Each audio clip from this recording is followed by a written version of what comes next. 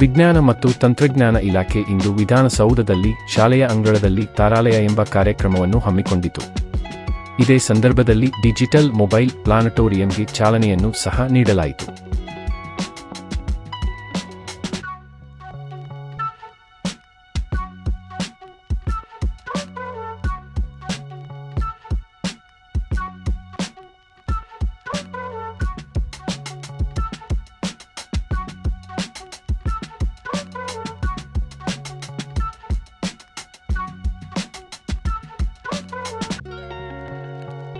ಈ ಕಾರ್ಯಕ್ರಮದಲ್ಲಿ ಮುಖ್ಯಮಂತ್ರಿ ಸಿದ್ದರಾಮಯ್ಯನವರು ಉಪಸ್ಥಿತರಿದ್ದರು.